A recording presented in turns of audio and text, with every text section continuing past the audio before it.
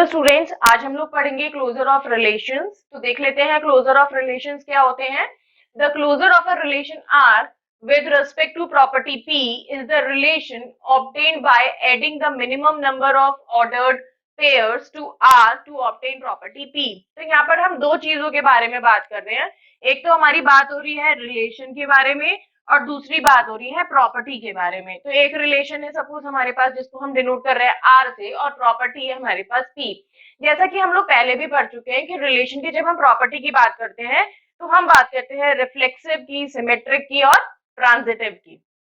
तो मेरे पास अगर कोई भी एक रिलेशन डिफाइन है यहाँ पर और सपोज उसमें रिफ्लेक्सिव प्रॉपर्टी फुलफिल नहीं हो रही है, तो मैं क्या करूं, उसको रिफ्लेक्सिव प्रॉपर्टी फुलफिल कराने के लिए उसमें जितने minimum number of ordered pairs की मुझे ऐड करने पड़े उनको मैं ऐड कर दूं, तो वो क्या कहलाएगा, क्लोजर ऑफ रिलेशन कहलाएगा। इसी तरीके से अगर मैं सिमेट्रिक क्लोजर में हम देखेंगे, अगर रिलेशन आर दिया हुआ है और वो सिमेट्रिक नहीं है, तो उसको सिमेट्रिक बनाने के लिए जितने नंबर ऑफ ऑर्डर्ड पेयर्स, मेरे को minimum number of ordered pairs जितने ऐड करने पड़ेंगे, that is called symmetric closure. इसी तरीके से किसी भी रिलेशन को ट्रांजिटिव बनाने के लिए, अगर वो ट्रांजिटिव नहीं है, सबसे पहले तो हम चेक करेंगे रिलेशन को कि वो रिफ्लेक्सिव है नहीं है। अगर नहीं है तो हम उसको रिफ्लेक्सिव बनाएंगे, और जब रिफ्लेक्सिव बनाने के लिए जो हम ऐड ऑन करेंगे that is called reflexive closure.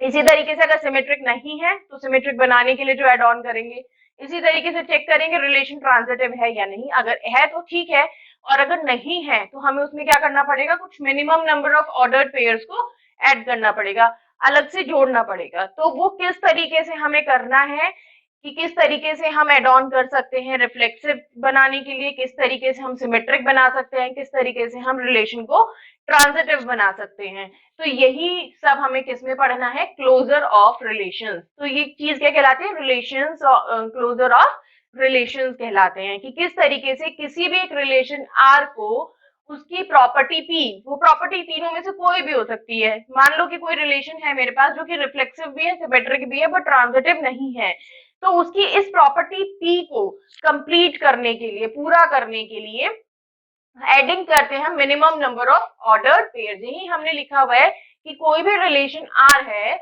उसकी किसी भी एक प्रॉपर्टी पी को ऑब्टेन करने के लिए जो हम ऐड करते हैं, क्या, minimum number of ordered pairs relation R में। ठीक है, तो वो क्या कहलाता है, हमारा क्लोजर ऑफ रिलेशंस कहलाता है। तो बहुत सिंपल सी बात है।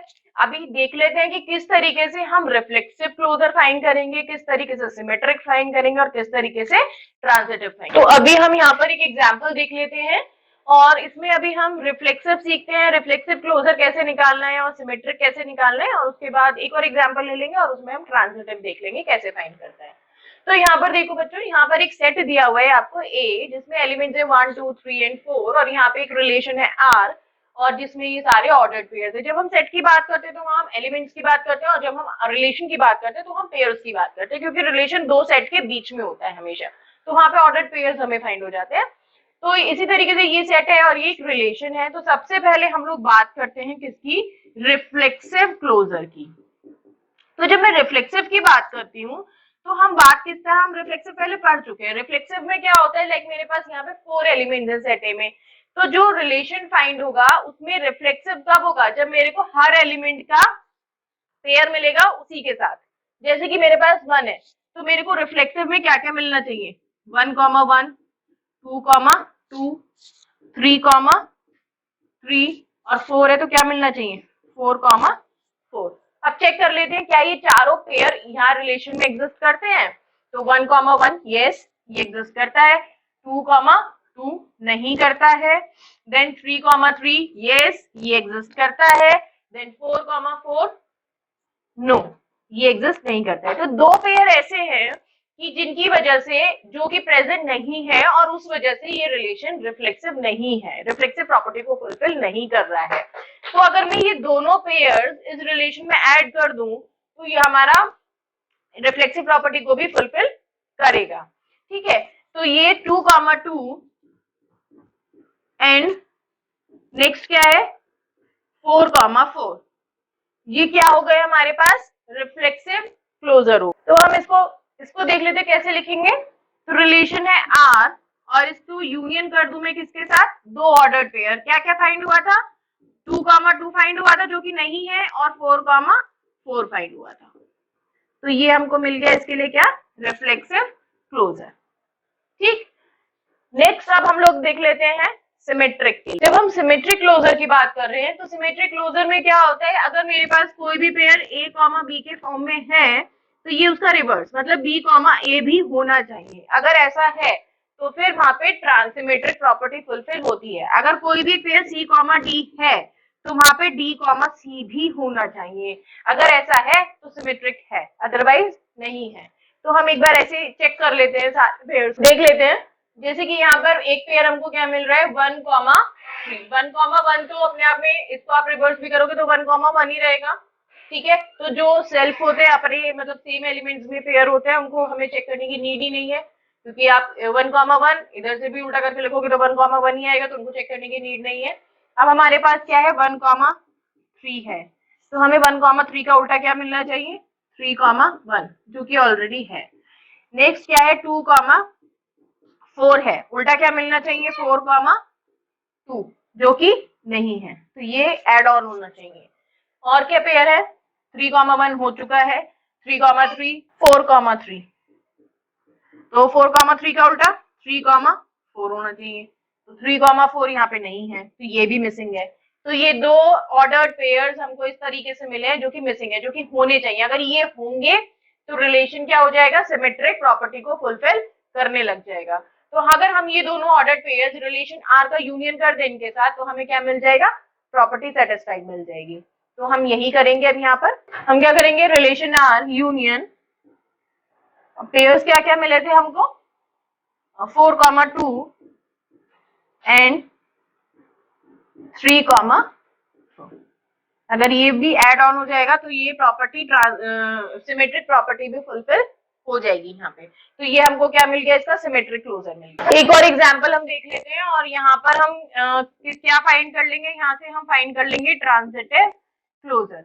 तो ट्रांजिटिव क्लोजर देखो कैसे फाइंड होता है। ट्रांजिटिव क्लोजर के लिए हम एक फॉर्मूला यहाँ पे देखेंगे, that is R union R square union R cube.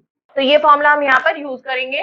अगर मैं आर स्क्वायर की बात करूं तो आर स्क्वायर में कैसे फाइंड करूंगी, R composition R, R cube R square के साथ कॉम्पोजिशन आर, इस तरीके से।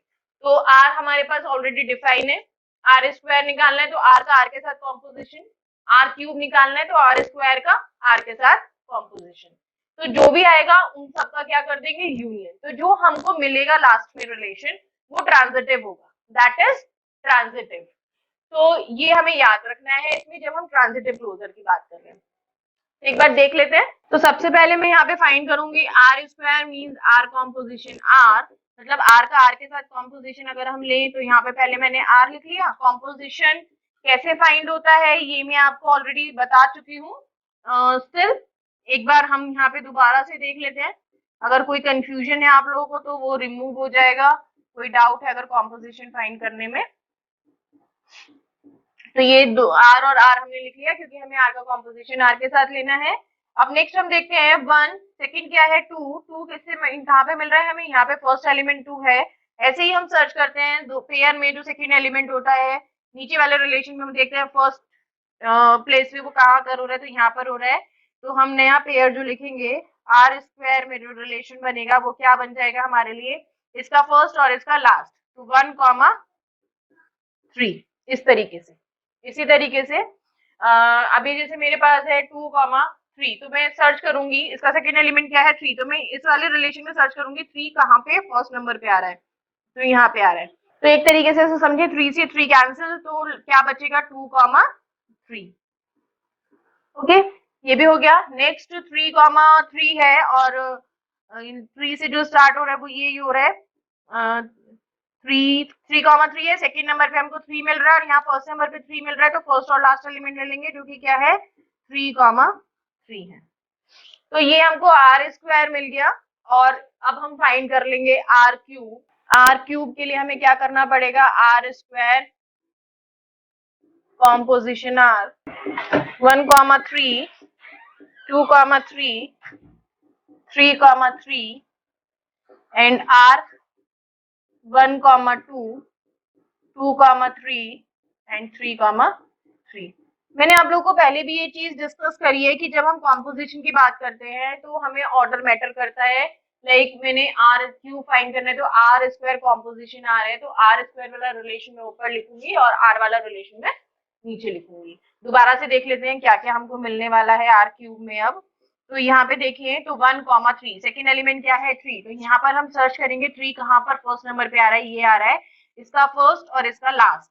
तो क्या पेयर मेरे को मिला 1, 3। इसी तरीके से 2, 3, तो 3 कहाँ पर आ रहा है, यहाँ पर आ रहा है, तो ये मैच हो रहा है तो इसका फर्स्ट और इसका लास्ट, तो क्या पेयर मिला 2, 3। उसके बाद में क्या आता है मेरे पास 3, 3 और 3 यहाँ पर आता है तो इसका फर्स्ट और इसका लास्ट 3, 3।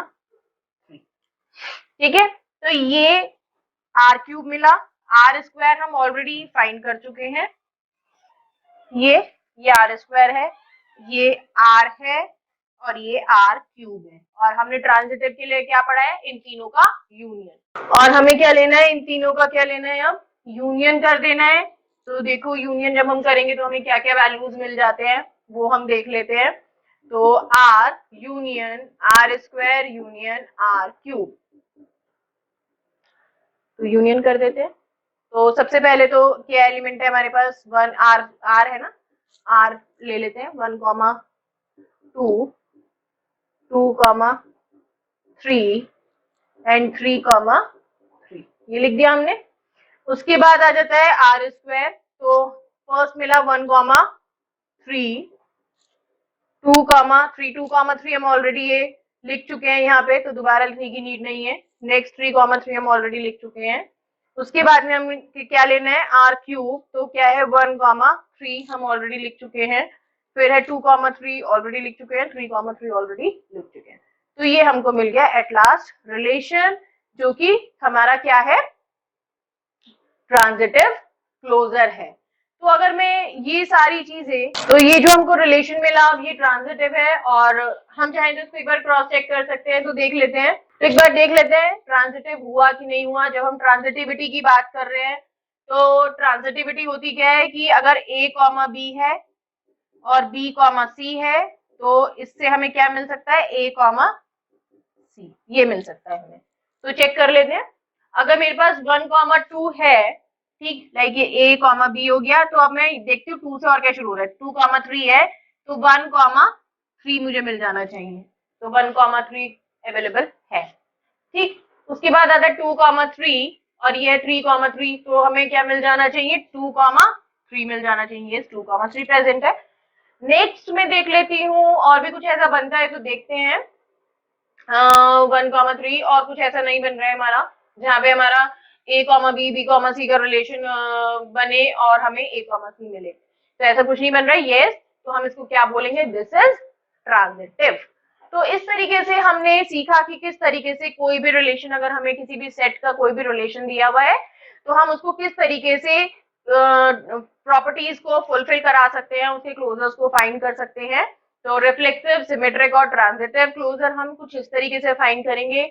और बहुत ज्यादा कुछ इसमें इतना टिपिकल नहीं है, थोड़ा सा कॉन्सेप्ट अगर हमें प्रॉपर्टीज अच्छे से पता है कि what is reflexive, what is transitive, what is symmetric, तो हम अच्छे से समझ पाएंगे चीजों को। लेकिन उसके लिए हमें अपने कॉन्सेप्ट को क्लियर रखना पड़ेगा, हमें पता होना चाहिए कि क्या रिफ्लेक्सिव होता है, क्या ट्रांजिटिव होता है, क्या सिमेट्रिक होता है। तो ये था हमारे लिए क्लोजर ऑफ रिलेशंस। तो आज के लिए इतना ही।